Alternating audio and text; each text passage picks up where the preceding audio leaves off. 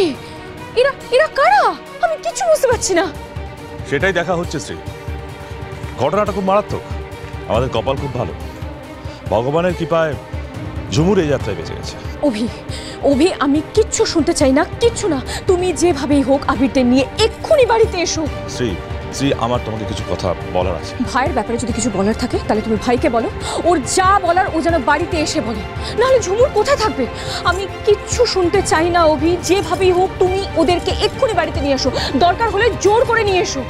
Shri, Shri, listen, শোনো। আমি কিচ্ছু শুনতে চাই না অভি, আমি কিচ্ছু শুনতে চাই না।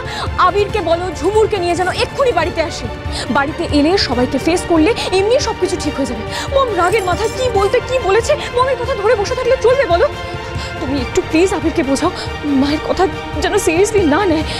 ঠাম্মি বলেছে আবির যেন ঝুমুরকে নিয়ে ইমিডিয়েটলি বাড়িতে চলে আসে। তুমি প্লিজ এটা আবিরকে বলে দাও অভি। শ্রী, শ্রী, আমি তোমাকে একটা স্পষ্ট করে কথা বলছি। আবির কোনোভাবেই ঝুমুরকে নিয়ে ওই বাড়িতে যেতে চাইছে না, বোঝো? তুমি আবিরকে একটু বোঝাতে পারছো না অভি? প্লিজ ওকে একটু বোঝাও না। বুঝিয়েছি। মা যেহেতু মরা মুখ দেখার দিব্যি দিয়েছেন, তাই আবির চাইছে না যে মায়ের কথা অমান্য করে জোর করে ঝুমুরকে নিয়ে ওই বাড়িতে যাওয়া হোক। মা যেহেতু এত বড় একটা কথা বলেছেন, আবির সহজে মেনে নিতে পারছে না। আবিরের ভেতরে ভেতরে কোথাও একটা টেনশন হচ্ছে। ভাই ঝুমুরকে নিয়ে কোথায় গেল? শ্রীদি, প্লিজ আমাকে একটু ফোনটা দাও, আমি কথা বলবো প্লিজ। হ্যালো অভিতাস দা, আমি কৌশিকী বলছি। আবিরকে একটু ফোনটা দেবে প্লিজ। আসলে কি বলো তো অভিতাস দা, আবির যেটা করছে একদম ঠিক করছে না।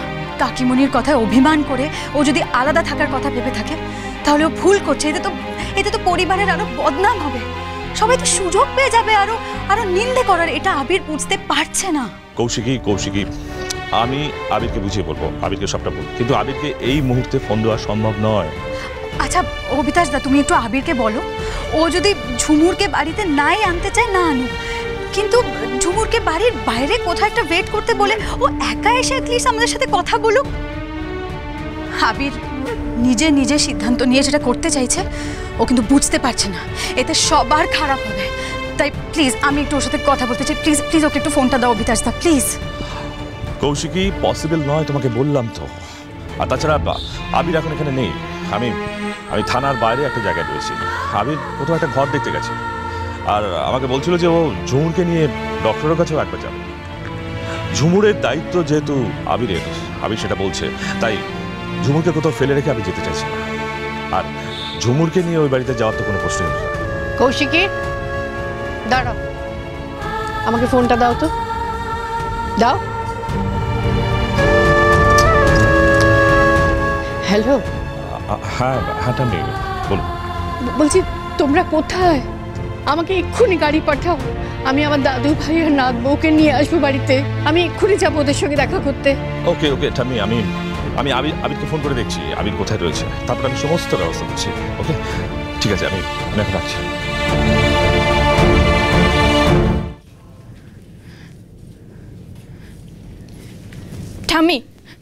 ঠাম্মি, তুমি ভুল করছো। বড় মা বারবার বারণ করে দিয়ে গেছে যে ঝুমুর বলে মেয়েটা যেন আমাদের বাড়িতে পা না রাখে। বড় মা ওকে কোনোদিন মেনে নেবে না। তাছাড়া কৌশিকী, ওর মুখটা দেখে তোমার একটুকু মায়া হচ্ছে না? কত আশা করে ওই মেয়েটা এই বাড়িতে এসেছিল, ওর সাথে তো অন্যায় হচ্ছে। কিচ্ছু অন্যায় হচ্ছে না। আমি কিছু বলি না বলে তোমার স্পর্ধা অনেক বেশি বেড়ে যাচ্ছে।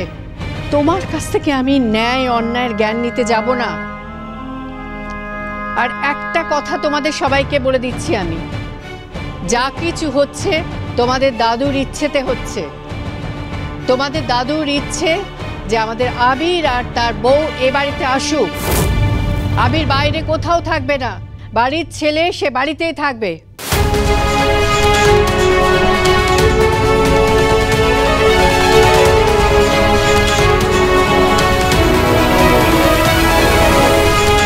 মাঝে মাঝে নিজের অধিকার ছিনিয়ে নিতে হয়। আমি মা হয়ে আমার ছেলের অধিকার তোমাকে দিতে চাইছি, তোমাকে তো সেই অধিকার আদায় করে নিতে হবে। মনে রেখো কৌশিকী, বিয়ের অজুহাতে ওই লোয়ার ক্লাস মেয়েটা যেন তোমাকে হারাতে না পারে।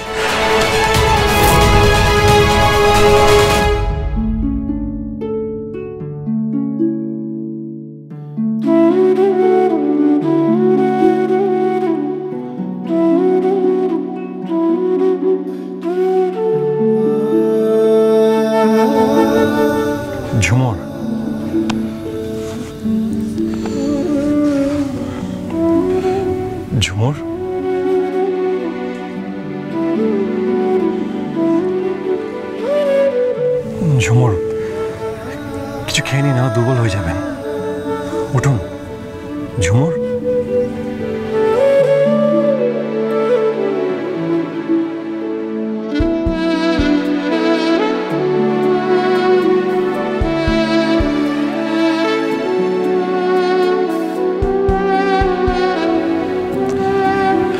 ঝুমুর, আপনার কোনো চিন্তা নেই, আমি আছি তো এখানে।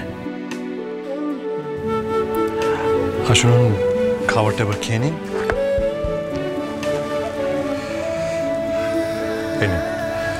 এটা খেয়ে নিন। আর ঝুমুর, কি হলো, আপনি উঠে বসলেন কেন?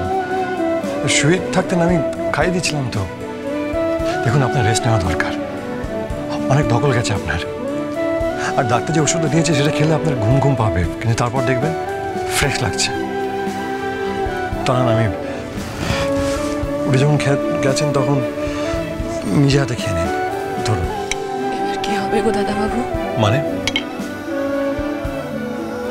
কিসের কি হবে?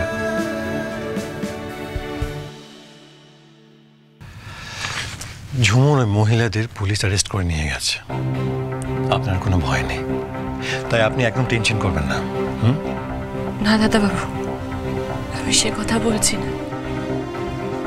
তাহলে আপনি থানায় যেটা করলেন, মানে আমাদের বিয়েটা, এটা নিয়ে তো আপনার বাড়িতে নিশ্চয়ই হুলস্থুল কাণ্ড হচ্ছে। আমার একটা কথা স্পষ্ট করে শুনে রাখো, আমি কৌশিকীকে কথা দিয়েছি, ওকে আমি আটকেছি, আমি ওর সঙ্গে তোর বিয়ে দেব। আমার কথার যদি নড়চড় হয় তাহলে কিন্তু আমার মরা মুখ দেখবি বলে দিলাম। আপনি তো সব জানেন দাদাবাবু, আমি কে, কোথা থেকে এসেছি। তারপরেও আপনি এটা কেন করলেন? কেন এমন কাণ্ড করলেন? আপনার মা তো কষ্ট পাবেন।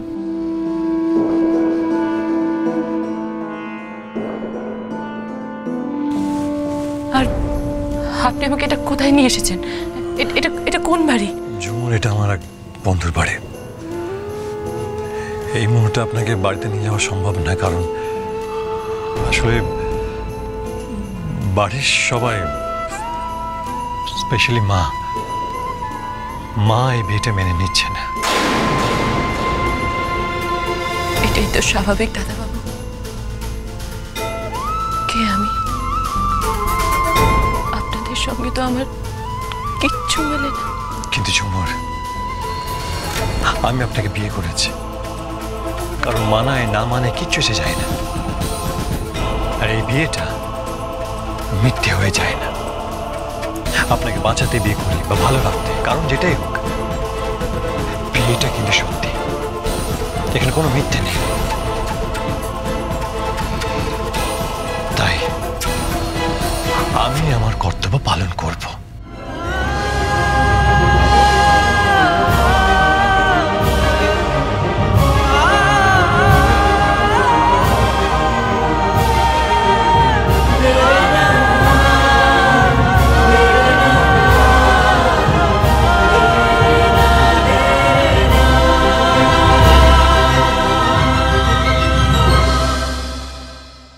শুধু সিঁথিতে সিঁদুর পরালে বিয়ে হয়ে যায় না।